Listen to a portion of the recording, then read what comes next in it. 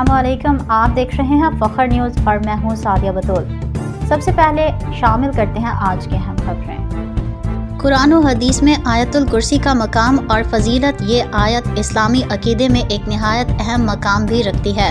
Bureau chief Ejaz Ahmad Tahir Awan से आयतुल कुर्सी कुरान में मकाम और फजीलत के एतबार से अहम और आला दर्जा रखती है। आयतुल कुर्सी कुरान मजीद की सूरह बकरा आयत नंबर 255 में मौजूद है। ये आयत इस्लामी अकीदे में एक निहायत अहम मकाम रखती है क्योंकि इसमें अल्लाह ताला की वहदानियत, उसकी कुदरत, इल्म और इख्तियार का जामिया बयान है। आयतुल कुर्सी की फजीलत के बारे में कई अहादीस मौजूद हैं जिनमें कुछ दर्ज झेल हैं। कुरान की सबसे अजीम आयत हज़रत अबी बिन वक्काब ने रिवायत है कि रसूलुल्लाह सल्लल्लाहु अलैहि वसल्लम ने फरमाया, ए अबू अल-मुनज़्ज़र, क्या तुम जानते हो कि अल्लाह की किताब में सबसे अजीम आयत कौन सी है? मैंने अर्ज़ किया, अल्लाह और उसके रसूल ही बेहतर जानते हैं। आप सल्लल्लाहु अलैहि वसल्लम ने दोबारा पूछा तो मैंने अर्ज़ किया, आयतुल कुर्सी।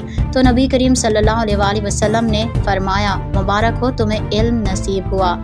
शैतान से हिफाजत। हज़रत अबू हुरैरा से रिवायत है कि नबी अकरम सल्लल्लाहु अलैहि वसल्लम ने फरमाया, जो शख्स रात को सोने से पहले आयतुल कुर्सी पढ़ ले, अल्लाह ताला की तरफ से एक फरिश्ता उसकी हिफाजत के लिए मुकर्रर कर दिया जाता है और सुबह तक शैतान उसके करीब नहीं आता।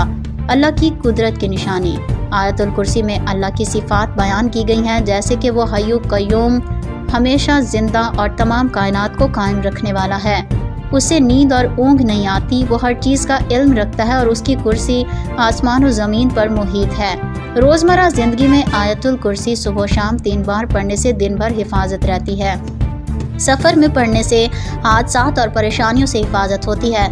कारोबार और रोज़मर्रा के मामलात में बरकत होती है। शैतानी वसवसों और बुरे ख्वाबों से निजात मिलती है। घर में पढ़ने से वहाँ रहमत और सुकून का नज़ूल होता है। आयतुल कुर्सी इस्लाम में एक निहायत बाफजीलत और ताकतवर दुआ है जो अल्लाह ताला की अज़मत, कुदरत और हिफाजत को बयान करती है। जो शख्स इस बाकायदगी से पढ़े, अल्लाह ताला उसे दुनिया और आखिरत में बेशुमार बरकतों से नवाजता है। फिल वक्त के लिए इतना ही। मज़ीद खबरों की अपडेट के लिए जुड़े रहिए फ़ख्र न्यूज़ के साथ।